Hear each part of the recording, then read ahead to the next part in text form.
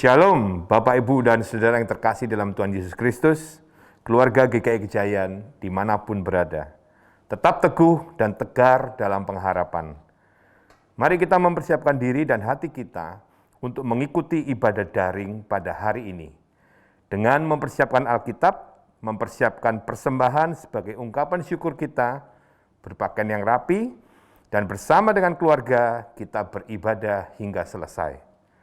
Jemaat yang dikasihi Tuhan, saat ini saya mohon perhatian dari kita semua untuk menyampaikan beberapa hal berikut ini. Kelas katekisasi persiapan baptis dewasa dan sidi akan dimulai pada hari Jumat tanggal 6 Agustus 2021 pukul 5 sore via Zoom. Pendaftaran bisa melalui nomor telepon dan nomor WA kantor gereja. Kelas pembinaan pranikah akan dibuka pada bulan Agustus 2021 dan dilaksanakan setiap hari Sabtu, yaitu pada tanggal 14, 21, dan 28 Agustus 2021 pukul 5 sore melalui Zoom. Pendaftaran bisa melalui nomor telepon dan nomor WA kantor gereja.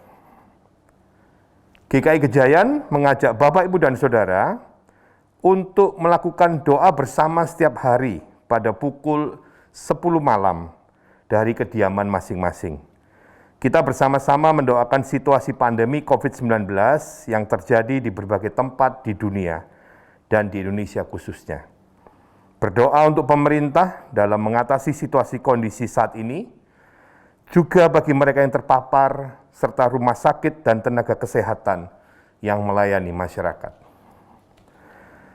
Dengan semakin tingginya angka paparan COVID-19, tim gebetan GKI Gejayan mengajak partisipasi kita semua untuk dapat membantu saudara-saudara kita yang terpapar berupa paket vitamin isoman, yaitu terdiri dari vitamin D, vitamin C, dan zinc, paket konsumsi isoman, dukungan layanan kesehatan bagi yang sangat membutuhkan, dan paket bahan pangan.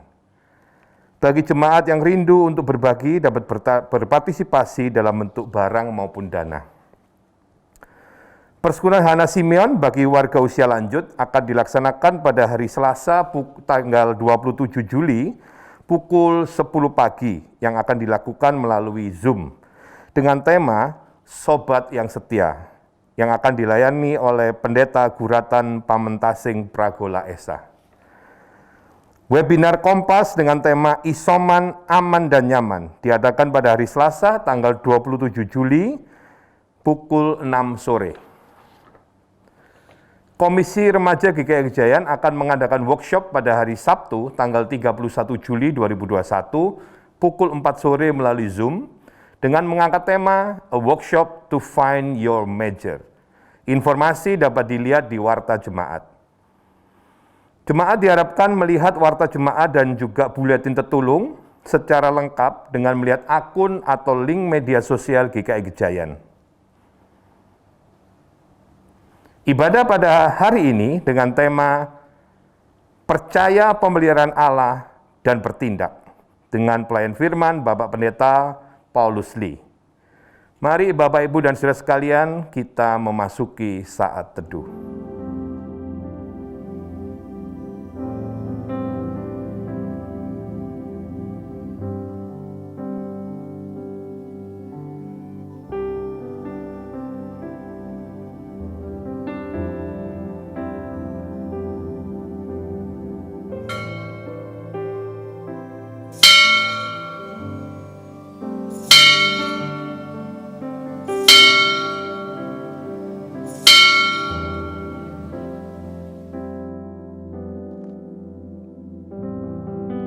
Shalom, apa kabarnya saudaraku terkasih? Saya percaya kita boleh ada di dalam perlindungan Tuhan yang sempurna. Hari ini, walaupun kita masih ibadah online, kita tetap bersuka cita, kita tetap bersyukur karena boleh menikmati hari-hari ini bersama orang-orang yang kita kasihi, keluarga kita, rekan kita. Mari kita masuki gerbangnya dengan hati bersyukur dan dengan penuh pujian.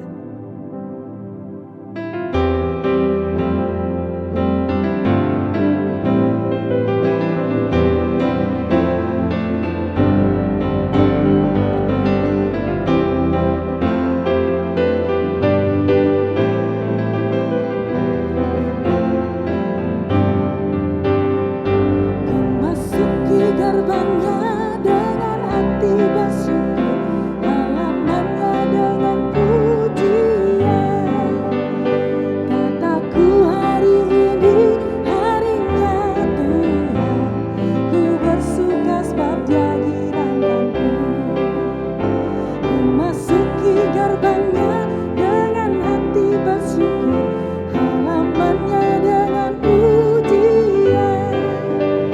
Kataku hari ini harinya Tuhan, ku bersuka sebab Dia girangkanku. Dia girangkanku, oh Dia girangkanku, ku bersuka sebab Dia girangkanku. Dia girangkanku, oh Dia girangkanku, ku bersuka sebab Dia girangkanku.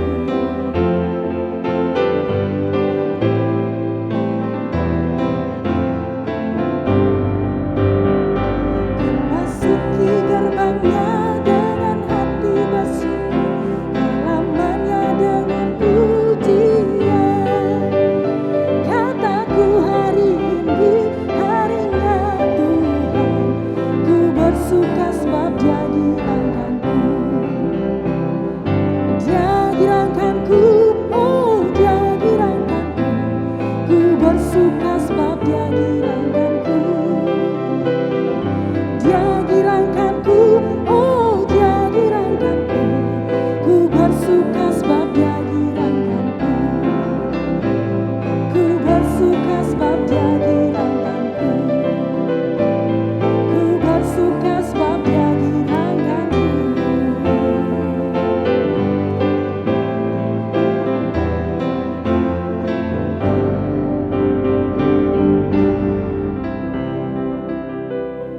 Mari jemaat, kita mengawali ibadah kita dengan mengucapkan pengakuan demikian. Pertolongan kita adalah di dalam nama Tuhan yang menjadikan langit dan bumi, yang kasih setianya tetap untuk selama-lamanya, yang memelihara umat manusia di tengah pergumulan dan goncangan kehidupan. Amin.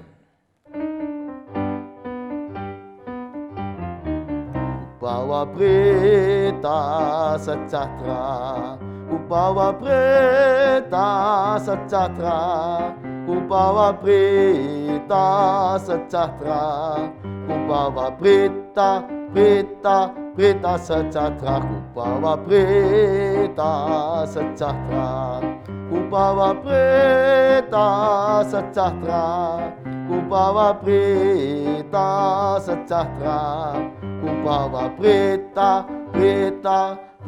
sejahtera.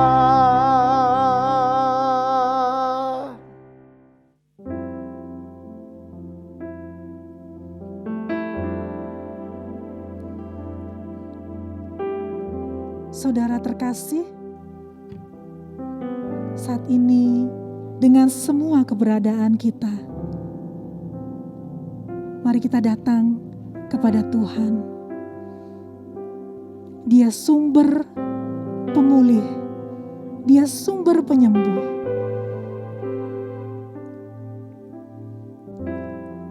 Darahnya sumber kekuatan di dalam hidup kita.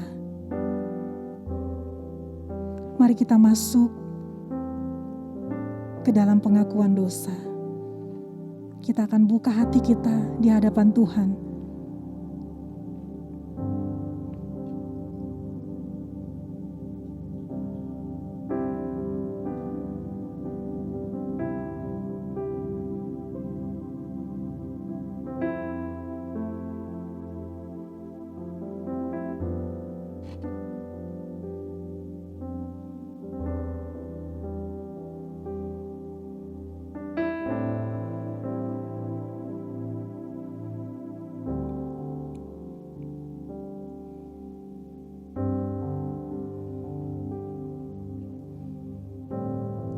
Bapa, saat ini kami mau datang merendahkan diri di hadapan-Mu Tuhan.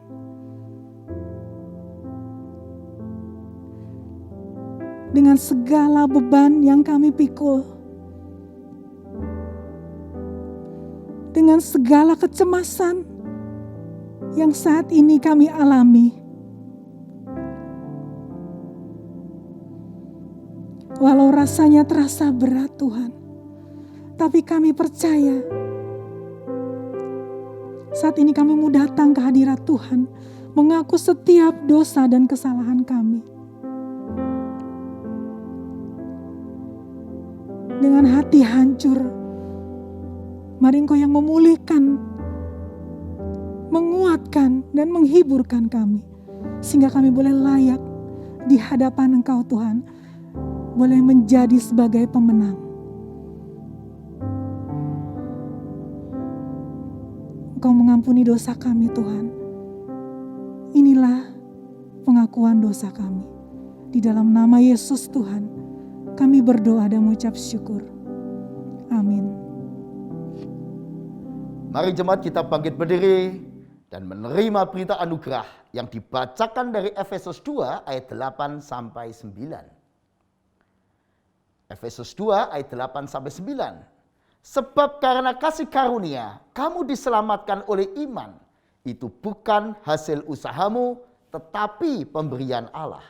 Itu bukan hasil pekerjaanmu. Jangan ada orang yang memegahkan diri.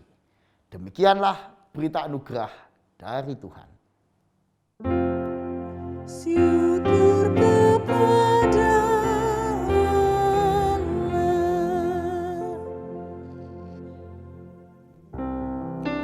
Dia sudah menghapus dosa kita. Dia sudah menguatkan dan menghibur kita. Hanya oleh darah Yesus Dia hapuskan dosaku. Oh, darah Tuhanku, sumber pembasuhku, sucilah hidupku, hanya oleh darah Yesus.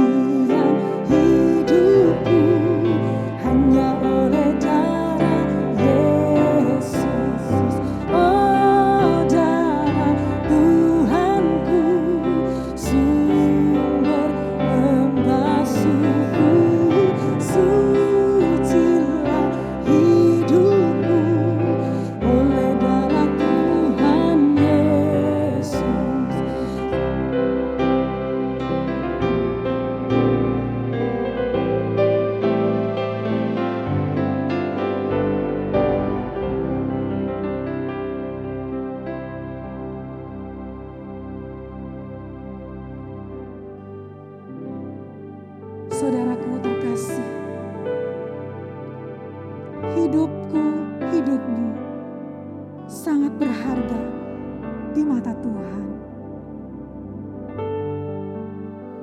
Walaupun kadang kita merasa ditinggalkan, kita merasa jauh dari kasih Tuhan.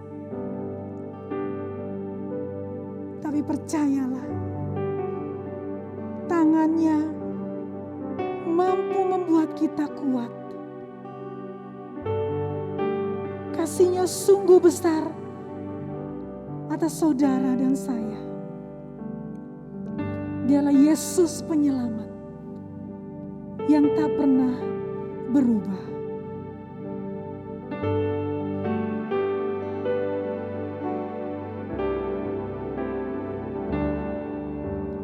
Kasih-Mu membuatku mengerti, ku berharga di mata-Mu Tuhan, dan tangan-Mu yang menuntun hidupku. Dalam semua rencana-Mu Tuhan,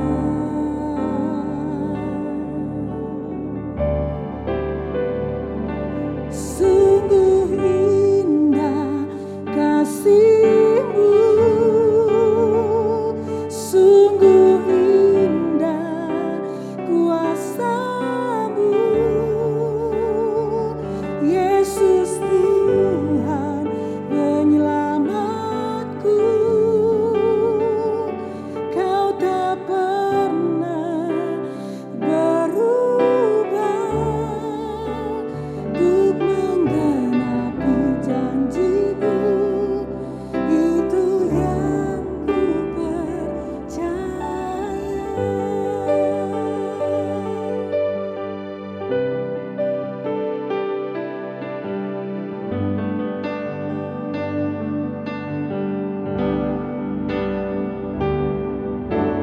Kasih-Mu membuatku mengerti, ku berharga di mata-Mu Tuhan, dan tangan-Mu yang menuntun hidupku. Dalam semua rencana-Mu Tuhan, sungguh indah kasih-Mu, sungguh besar kuasa-Mu, Yesus Tuhan penyelamatku. Kau tak pernah berubah untuk menggenapi janji-Mu, itu yang ku percaya.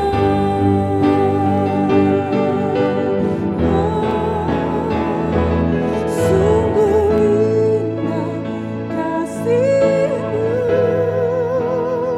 sungguh besar kuasa-Mu, Yesus Tuhan penyelamatku.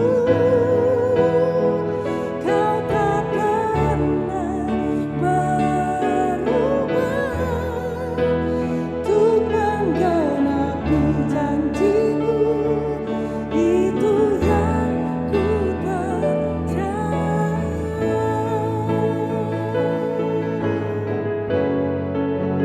Untuk menggenapi janji-Mu, itu yang ku percaya.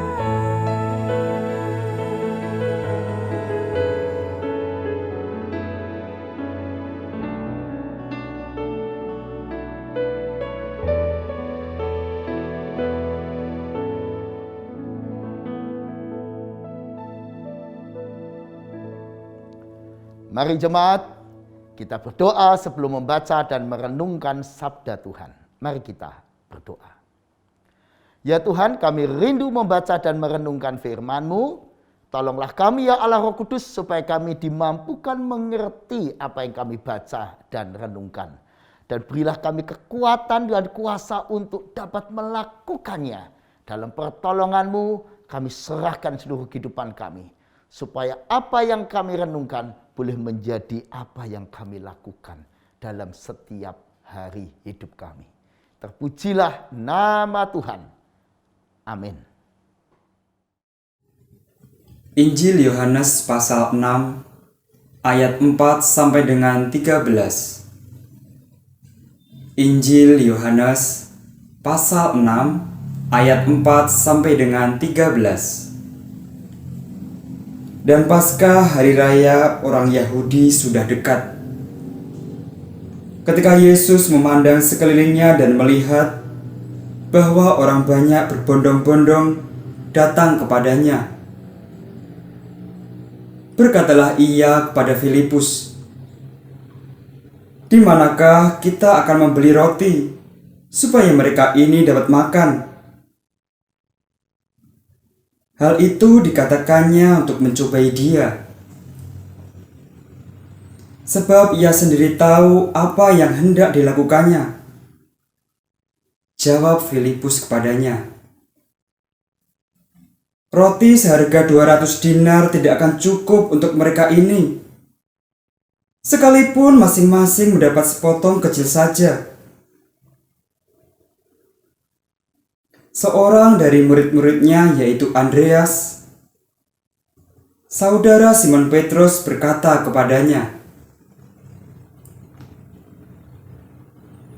"Di sini ada seorang anak yang mempunyai 5 roti jelai dan 2 ikan. Tetapi apakah artinya itu untuk orang sebanyak ini?" Kata Yesus, "Suruhlah orang-orang itu duduk." Adapun di tempat itu banyak rumput, maka duduklah orang-orang itu, kira-kira 5.000 laki-laki banyaknya. Lalu Yesus mengambil roti itu, mengucap syukur dan membagi-bagikannya kepada mereka yang duduk di situ. Demikian juga dibuatnya dengan ikan-ikan itu, sebanyak yang mereka kehendaki. Dan setelah mereka kenyang, ia berkata kepada murid-muridnya, "Kumpulkanlah potongan-potongan yang lebih, supaya tidak ada yang terbuang."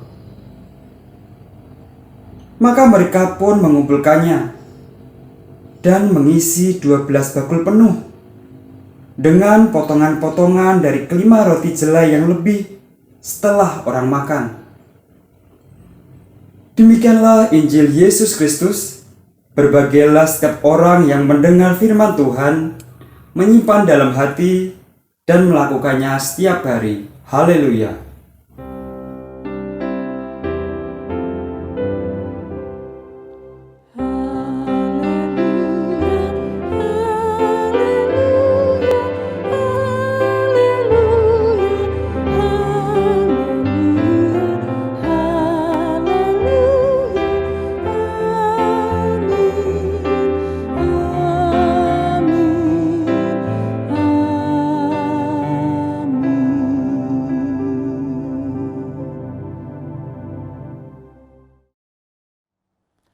Shalom, jemaat yang dikasihi Tuhan, tetap semangat. Para murid lapar. Sebagaimana juga ribuan orang di sekeliling Yesus juga lapar. Tapi walaupun para murid lapar dan orang-orang banyak lapar, ini yang Yesus tanyakan. Di mana kita akan membeli roti supaya mereka yang ribuan ini dapat makan? Ini betul-betul pertanyaan yang sulit. Permintaan yang sukar untuk memberi makan ribuan orang yang nanti dihitung lebih dari 5.000 laki-laki, belum perempuan dan anak-anak. Tetapi yang menarik juga ayat akan 6 dikatakan, hal itu dikatakannya untuk mencobai dia. Sebab ia sendiri tahu apa yang hendak dilakukannya. Jadi Yesus sebenarnya sudah tahu. Ribuan orang lapar dan dia mau apa? Dia udah tahu. Mau memberi mereka makan. Mau menjawab kebutuhan orang banyak. Tapi Yesus rupanya tidak mau langsung bertindak. Melainkan mencobai para muridnya dulu. Apa yang akan kamu lakukan buat mereka yang lapar? Kira-kira begitu. Apa yang akan kamu lakukan di tengah kebutuhan orang banyak untuk makan? Apa yang akan kamu lakukan? Rupanya Yesus unik, saudara. Memakai persoalan orang banyak itu menjadi alat mencobai murid-muridnya. Termasuk saudara dan saya yang mengaku diri murid-murid Yesus. Persoalan pandemi, orang banyak tergoncang.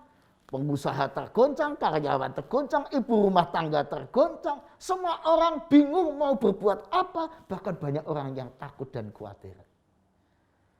Kita sendiri juga takut dan khawatir dan bingung. Tapi Yesus justru menjadikan momen-momen kebutuhan orang banyak. Itulah alat Tuhan mencobai saudara dan saya. Pencobaan apa yang ditujukan kepada kita?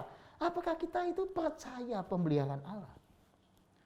Melihat diri kita sendiri dan orang banyak mengalami goncangan di masa pandemi ini, apakah kita percaya akan pemeliharaan Allah? Di ayat yang ke-6 Yesus menegaskan, ia sendiri tahu apa yang hendak dilakukannya. Yesus sudah tahu mau dilakukan apa terhadap situasi itu. Karena itu sudah dikasih Tuhan. Jangan khawatir ketika saudara dan saya hari ini mengalami banyak goncangan hidup di masa pandemi. Dan apalagi ketika kita mulai memikirkan orang lain juga. Yang juga sama dengan kita, tergoncang. Percaya pemeliharaan Allah. Di dalam teks kita lihat Yesus bertindak bukan karena diminta, saudara. Tidak satu pun dari 5.000 orang itu yang bilang, guru berilah kami makan karena kami lapar. Kenapa? Ya memang tidak etis dan tidak masuk akal meminta pada Yesus makanan. Mereka datang-datang sendiri berbondong-bondong mengikuti Yesus seharian. Jadi sebenarnya lapar mereka, dalam tanda petik ya salah mereka sendiri, kok nggak siap datang. Tapi Yesus selalu peduli dengan kebutuhan orang banyak. Dan dia punya hati, punya cinta melihat kebutuhan orang banyak itu. Dan karena itu dia mau bertindak walau tidak diminta. Dan ia punya rencana apa yang hendak dia lakukan dalam hidup saudara dan saya. Tenanglah menghadapi pandemi ini. Karena Yesus tahu apa yang ia hendak lakukan dalam hidup saudara. Percayai pemeliharaan Allah. Tapi percaya bukan pasif. Percaya adalah bertindak. Itulah yang membedakan Filipus dengan Andreas di dalam teks kita. Apa bedanya? Filipus ketika mendapat tantangan dan cobaan untuk memikirkan orang banyak, jawab Filipus tidak bisa. Kenapa tidak bisa? Roti seharga 200 dinar tidak cukup. Sekalipun mereka mendapat sepotong kecil roti. Filipus menutup jawabannya dengan kira-kira tidak bisa Tuhan, tak mungkin. Tapi Andreas melakukan sebuah tindakan.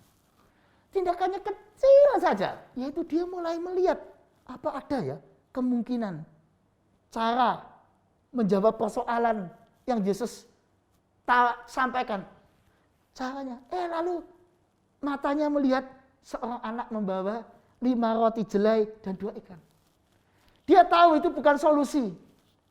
Tapi dalam kepolosannya dia berkata jujur kepada Yesus. Di sini ada seorang anak yang mempunyai 5 roti jelai dan 2 ikan. Tapi apa artinya untuk sebanyak ini? Dan Yesus menghargai usaha itu. Sekalipun kecil usaha itu. Daripada cuma seperti Filipus cuma mikir, enggak mungkin. Ya sudah, lalu enggak berusaha.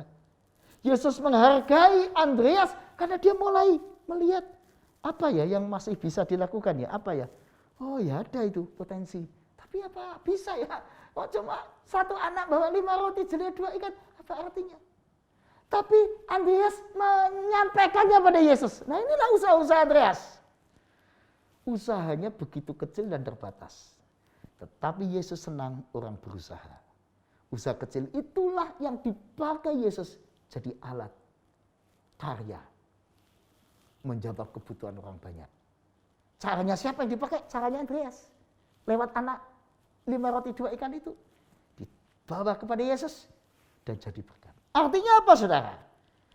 Tuhan ingin kita tuh bertindak. Jangan cuma diem di masa pandemi ini. Apa yang saudara dan saya sudah lakukan di masa pandemi ini? Tindakan yang kecil. Walau rasanya cuma terbatas. Saya cuma bisanya lihat potensi kecil dan menemukan roti kecil, ikan yang kecil potensinya untuk dibanding persoalan yang besar.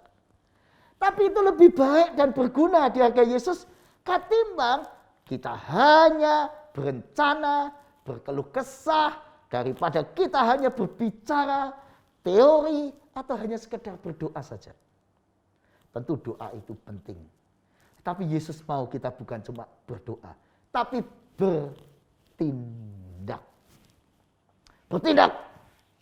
Lakukan sesuatu. Ada seorang ibu saudara, suaminya di PHK di masa pandemi ini. Kehilangan pekerjaan, ekonomi rumah tangga goncang. Dia bisa apa ibu rumah tangga? Maaf, ini belum pernah bekerja sebelumnya. Tapi dia mulai melihat, kalau memasak dia tidak bisa. Dia tidak pandai memasak.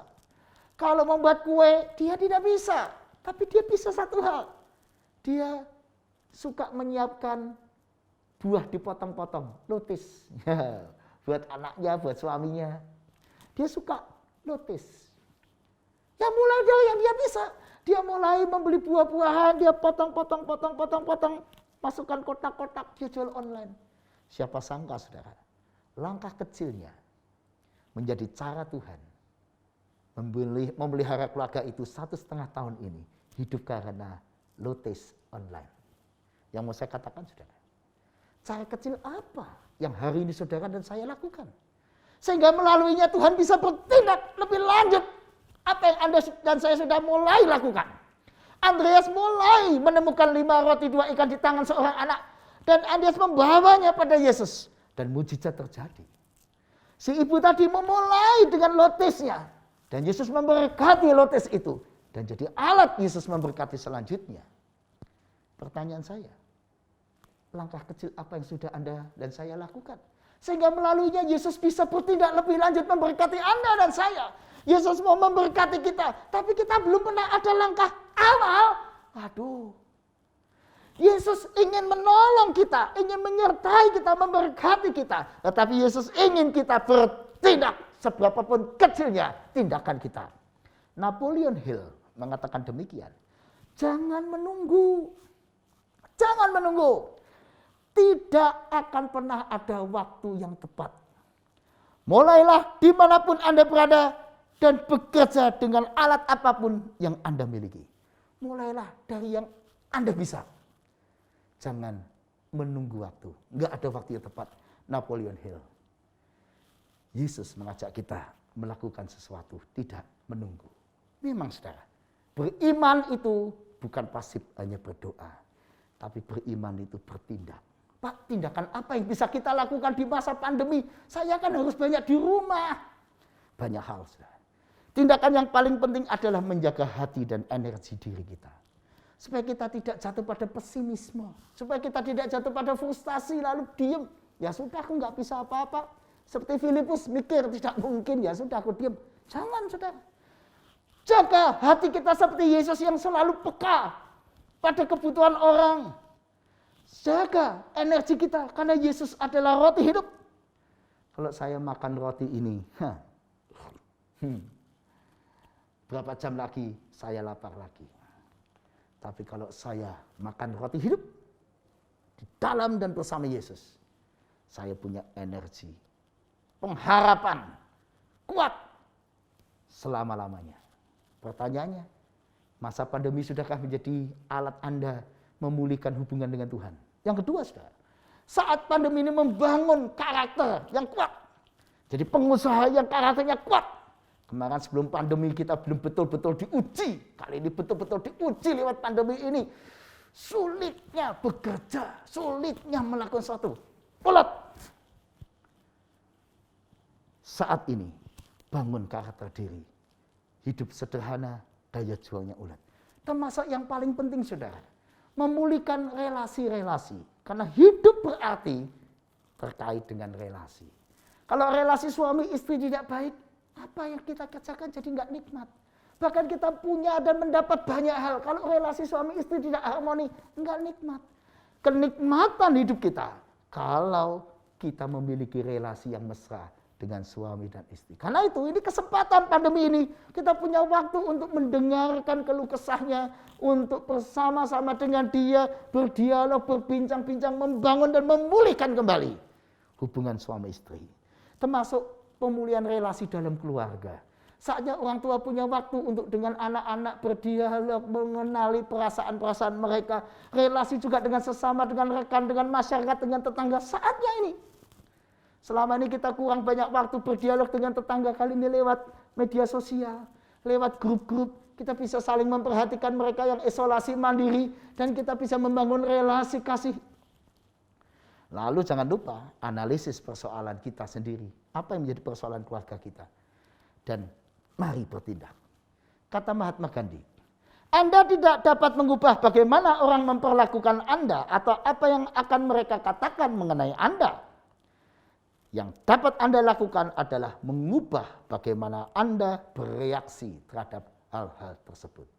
Kita nggak bisa mengubah pandangan orang lain, sikap orang lain, tapi kita bisa mengubah diri kita sendiri, bereaksi dengan tepat dalam situasi. Inilah tindakan yang tepat.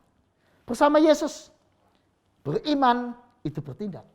Nah, bicara soal bertindak, saudara, mari kita bertindak sungguh-sungguh. Nah, saya kagum sekali dengan cara Yesus, saudara. Di dalam teks kita Yohanes 6, 1-13 menggambarkan Yesus menggunakan manajemen yang sehat. Dia punya goal, tujuan yang mulia. Ingin menjaga kesehatan masyarakat yang mengikuti dia ini. Sekaligus dia punya rencana memberi mereka makan. Yang ketiga, dia tidak bekerja sendiri. Dia melibatkan murid-murid. Dia bertanya pada murid-murid, coba kamu pikir apa kamu. Lalu melibatkan murid dalam membagi roti dan ikan dan seterusnya. Murid-murid dilibatkan dalam semua prosesnya. Dari mulai buah ide, gagasan, dan seterusnya sampai dengan endingnya mengumpulkan sisa-sisa. Yesus tidak bekerja sendiri. Empowering. Yesus juga memberi arah yang jelas. Apa yang mau dia lakukan? Punya sistem yang jelas. Di ayat yang ke-10 Yesus meminta suruhlah orang-orang ini duduk. Ini sistem yang baik. Kalau semuanya berdiri, kacau, sulit dihitung. Sulit dilihat mana yang sudah dapat roti, mana yang belum. Nah, kalau duduk dalam kelompok-kelompok, wah lebih mudah dihitung. Maka mudah juga dihitung. Oh, ini sekitar 5.000 laki-laki. Yesus juga punya tindakan lebih banyak dari sekedar hanya wacana-wacana. Mengambil roti, mengucap syukur, membagi-bagikannya. Terus, cek, cukup enggak? Belum? Action, laku. Bagi. Udah cukup? Belum. Lagi. Udah kenyang? Belum. Lagi. Terus sampai kenyang. Cukup untuk semuanya. Lalu evaluasi, berapa yang diberi? Dan menarik, 5.000 laki-laki banyaknya. Belum perempuan dan anak-anak. Dievaluasi juga, sisanya 12 bakul. Ya jangan dibuang, jangan sampai ada yang tersisa dibuang sia-sia. Karena Yesus minta kumpulkan supaya tidak ada yang terbuang sia-sia. Jadi diapakan? Ya dibagikan lagi mungkin pada orang-orang yang tidak datang. Jadi yang tidak datang pun diberkati oleh sisa-sisa. Oh, luar biasa, saudara. Bukan cuma murid yang kenyang, orang banyak kenyang, yang tidak datang pun ikut kenyang. Diberkati lewat sisa-sisa itu. Tapi juga teks ini diberitakan. Tidak cuma menjadi kenangan murid-murid. Murid-murid mengalami peristiwa yang dahsyat ini. Bagaimana mereka dilibatkan? Ditulis. Diceritakan. Diberitakan sehingga hari ini kita masih mendapatkan maknanya. 2000 tahun lebih kita masih dapat sesuatu. Kekuatan. Para murid betul-betul diberkati. Enggak cuma kenyang. Mendapatkan firman. Mendapatkan teladan, mendapatkan panggilan yang melayani diberkati. Tapi juga orang banyak diberkati, kenyang, mengenali Yesus, siapa Yesus. Dan yang tidak datang pun mereka diberkati, mereka yang di luar komunitas juga diberkati. Inilah panggilan Tuhan terhadap gereja. Gereja yang juga hari ini melayani umat, yang melayani dikenyangkan oleh firman, dikenyangkan oleh berkat Tuhan. Umatnya juga, tapi jangan gereja tidak hanya memberkati diri, orang yang di luar community, di luar persekutuan kita juga harus diberkati, karena itu tidak boleh pelayanan paket isolasi, pelayanan apa yang ada di masa pandemi hanya untuk intern kita. Di luar kita ada begitu banyak orang membutuhkan. Mari kita juga datang kepada mereka sejauh yang kita bisa. Tetapi jangan khawatir, saudara. Mari kita ikuti cara Yesus. Pak, apa bisa Pak potensi kecil kita menjawab kebutuhan banyak orang? Ya, itu urusannya Tuhan. Mau menjadikannya seberapa besar berkat untuk banyak orang. Itu kuasa Tuhan, panggilan Tuhan, dan kekuatan Tuhan, mau Tuhan.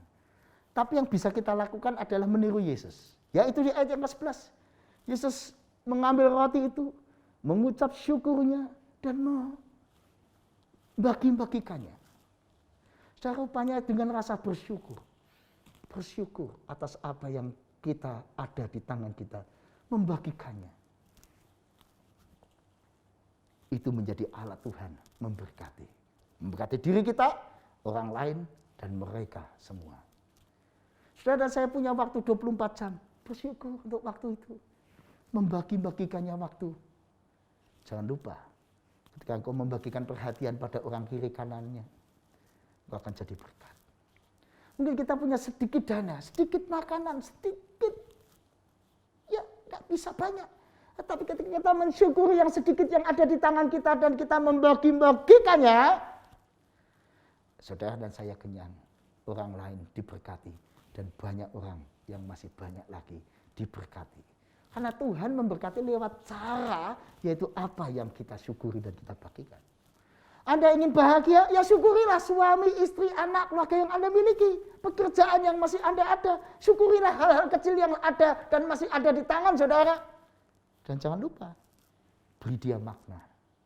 Tuhan, aku bersyukur, ini aku syukuri. Masih bisa hidup, masih bisa ada di hari ini, sekalipun harus sederhana dalam berbagai goncangan hidup. Bahkan kita bisa mencatatnya, men-sharingkannya. Inilah kehidupanku yang dipelihara oleh Tuhan di tengah goncangan di masa pandemi ini. Inilah aku. Di masa yang penuh dengan keterbatasan, aku belajar untuk berbagi. Saudara, saya terkesan dengan banyak penyintas COVID yang dulu ketika dia sakit, wah menderitanya bukan main, bahkan sebagian harus mengalami kritis yang berhari-hari. Namun ketika dia sudah sembuh, dia merasakan, aku nggak mau hidup sendiri. Aku ingin membagikan darah yang sudah disembuhkan ini menjadi pendonor plasma konvalesen. Saudara, beberapa pendonor ini lalu sharing. Wah, terima kasih Tuhan. Ternyata penderitaanku beberapa bulan yang lalu bisa jadi alat kesembuhan buat orang lain. Bisa menolong orang lain. Terima kasih Tuhan. Aku boleh menderita. Dan lewat penderitaanku orang lain diberkati. Dan ini memberi makna atas peristiwa, atas pengalaman, atas kesulitan. Hari ini saudara saya mungkin juga menjadi pengusaha-pengusaha yang kesulitan. Harus menanggung hidup puluhan atau ratusan karyawan-karyawati. Wah, rasanya berat. Jadikan itu makna spiritual dalam hidup saudara. Jadikan itu panggilan dan memberkati orang banyak. Hari ini kita sebagai orang tua, sebagai keluarga kita dibebani banyak tanggung jawab dan persoalan. Beranikah Anda memaknainya? Dan jangan pernah meremehkan potensi kecil. Pak, saya tuh nggak bisa apa-apa, Pak. Saya tuh seperti anak di dalam cerita tadi. Cuma anak yang punyanya 5 roti jelai dan 2 ikan. Hanya cukup untuk diriku sendiri. Apa bisa ini untuk orang lain? Enggak cukup Pak, Bapak tahu sendiri. Saya ini penghasilannya terbatas. Jangan meremehkan potensi 5 roti dan 2 ikan. Kalau itu di tangan Yesus, itu akan menjadi alat Tuhan memberkati ribuan, bahkan 5.000 orang bisa makan kenyang. Pertanyaannya, kalau Andreas membawa 5 roti 2 ikan anak itu kepada Yesus, Anda membawa apa ke tangan Yesus? Jangan cuma membawa persoalan saudara, tapi harus membawa sebuah usaha awal, tindakan awal yang Anda lakukan, yang Anda bilang, Tuhan aku bisanya seperti ini Tuhan, tolong aku Tuhan. Nah itu yang Yesus mau, karena melalui usaha itulah Yesus memberkati. Melalui usaha-usaha kecil kita, Yesus menjadikan itu alat pertolongan dan alat berkat. Johann Wolfgang von Goethe mengatakan demikian. Mengetahui saja tidak cukup. Punya keinginan saja tidak cukup. kita harus melakukannya, bertindak. Gak cukup saya kasihan ya, lihat tetangga saya. Saya ingin menolong. Gak cukup, bertindak. Tolong. Seberapapun kecilnya pertolongan kita. Melihat orang lain susah, saya gak bisa tolong. Tapi aku bisa mendoakan, mungkin menghibur. SMS. Sobat, sabar ya, teguhkan hatimu, Tuhan menyertai engkau. SMS saudara bisa dipakai Tuhan menjadi kekuatan. William Shakespeare mengatakan demikian. Berjuanglah hingga hembusan nafas terakhir. Jangan pernah berhenti berjuang. Jangan pernah berhenti bertindak selama kita masih hidup. Jangan remehkan potensi kecil Anda. Pertanyaan saya, potensi kecil apa yang Anda miliki hari ini? Sudahkah Anda serahkan pada tangan Yesus? Sebab orang percaya itu bertindak. Enggak cuma yakin pemeliharaan Tuhan. Tapi justru karena yakin pemeliharaan Tuhan, maka dia bertindak untuk menolong dirinya sendiri, keluarganya, untuk melakukan sesuatu buat orang lain.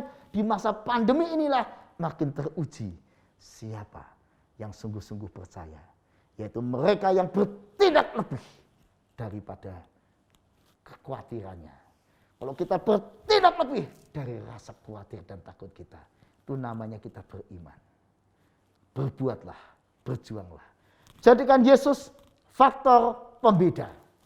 Ketika kita menjadi pengusaha memiliki Kristus, kita harus menjadi pengusaha yang berbeda. Yang punya sikap, daya juang, ulet, tindakan, berani bersama Yesus. Kalau kita ibu rumah tangga, kita pegawai negeri, kita dokter, atau siapapun kita, apakah Yesus menjadi faktor pembeda yang membuat kita memiliki mutu tindakan, dasar motivasi yang baik, sikap hidup yang lebih baik. Dan terutama saudara, dengan bertindak kita memuliakan Tuhan. Jadikan akhirnya Tuhan dipermuliakan melalui seluruh tindakan kita. Mau menjadi orang percaya yang hari ini tidak sekedar menikmati work from home, isolasi, tinggal di rumah, tapi juga menjadi orang percaya yang bertindak dengan iman untuk pekerjaan-pekerjaan Tuhan. Banyak kiri kanan masyarakat sekeliling kita, bahkan mungkin anggota keluarga kita yang butuh tindakan iman kita, butuh sapaan kita, butuh cinta kita, butuh perhatian kita. Bertindaklah, Tuhan memberkati tiap tindakan Anda. Tiap tindakan usaha kerja jadi alat Tuhan memberkati. Terpujilah nama Tuhan. Amin. Mari kita berdoa. Ya Tuhan, betapa kecil dan terbatasnya kami di masa pandemi ini. Tetapi kami bersyukur apa yang kecil dan terbatas tindakan-tindakan kami. Ketika kami serahkan di tangan Tuhan, Tuhan mampu menjadikannya sesuatu yang berguna, bahkan mengenyangkan, menjadi berkat buat banyak orang. Tuhan, inilah kami dengan potensi begitu kecil, bahkan mungkin lebih kecil dari 5 roti dan 2 ikan. Tetapi ke dalam tangan-Mu kami serahkan ya Tuhan seluruh diri kami. Pakailah kami Tuhan, menjadi alat-alat-Mu menjawab kebutuhan orang banyak, menjawab penghiburan yang dibutuhkan oleh orang-orang sekeliling kami. Ke dalam tangan-Mu ya Tuhan, kami serahkan hidup kami. Ya Tuhan, kami bersyafaat juga untuk mereka yang hari ini sedang sakit, sedang susah karena pandemi ini. Hiburkan, tolonglah mereka Tuhan. Terlebih yang masih harus berjuang untuk melawan penyakit, bahkan mungkin harus isolasi mandiri. Oh Tuhan, tolonglah mereka. Kuatkanlah, sembuhkanlah, tolonglah. Bagi keluarga-keluarga yang sedang berduka dan masih berduka di masa-masa pandemi ini, kuatkan, teguhkan, hiburkanlah mereka ya Tuhan. Juga kami berdoa ya Tuhan untuk segala usaha-usaha pemerintah dan seluruh aparat supaya bisa mengendalikan pandemi ini. Tolonglah ya Tuhan, selamatkanlah bangsa kami, selamatkanlah sahabat-sahabat kami, selamatkanlah seluruh dunia kami, supaya semuanya mendapatkan keselamatan.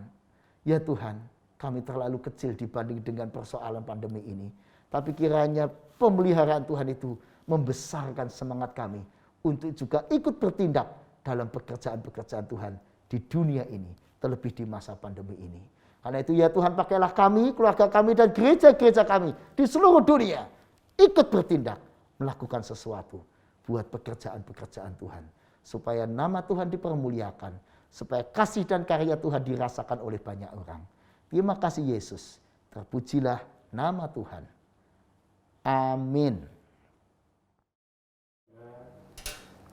Jemaat yang dikasihi Tuhan, marilah kita meresponi pemberitaan firman Tuhan. Bersama-sama kita akan mengikrarkan kembali pengakuan iman percaya kita, seturut dengan pengakuan iman rasuli yang demikian. Aku percaya kepada Allah, Bapa yang Maha Kuasa, Khalik langit dan bumi, dan kepada Yesus Kristus, Anak yang tunggal Tuhan kita, yang dikandung dari Roh Kudus, lahir dari anak darah Maria, yang menderita sengsara di bawah pemerintahan Pontius Pilatus, disalibkan, mati dan kuburkan, turun ke dalam kerajaan maut. Pada hari yang ketiga, bangkit pula dari antara orang mati, naik ke surga, duduk di sebelah kanan Allah, Bapa yang Maha Kuasa. Dan dari sana ia akan datang untuk menghakimi orang hidup dan yang mati. Aku percaya kepada Roh Kudus, gereja yang kudus dan am, persekutuan orang kudus, pengampunan dosa, kebangkitan orang mati, dan hidup yang kekal. Amin. Jemaat yang dikasihi Tuhan, saat ini kita diberikan kesempatan untuk memberikan persembahan syukur kita. Marilah kita memberikan persembahan dengan hati yang penuh syukur atas segala kemurahan Tuhan yang Tuhan sudah anugerahkan dalam kehidupan kita. Nas yang mendasari persembahan kita diambil dari 2 Korintus 8 ayat 12. Mari kita baca bersama-sama. Sebab jika kamu rela untuk memberi, maka pemberianmu akan diterima. Kalau pemberianmu itu berdasarkan apa yang ada padamu, bukan berdasarkan apa yang tidak ada padamu. Kita bisa memberikan persembahan syukur kita melalui transfer atau melalui QRIS code berikut ini.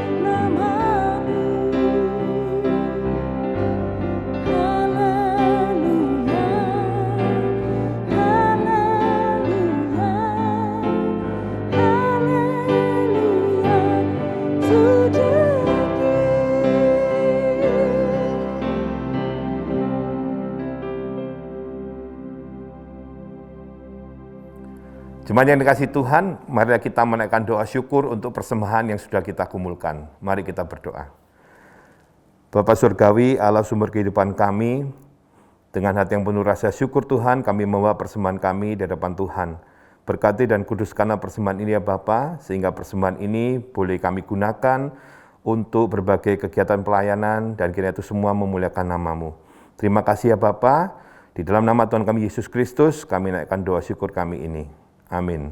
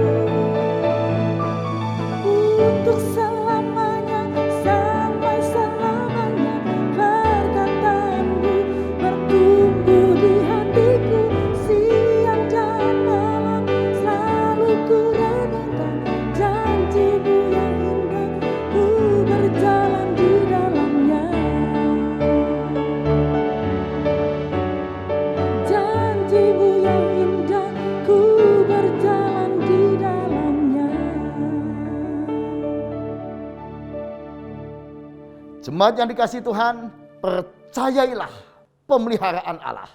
Dan mari kita bertindak dengan iman percaya menghadapi segala tantangan kehidupan. Bahkan dengan iman kita melayani sesama dimanapun kita ditempatkan Tuhan. Dan terimalah berkat Tuhan.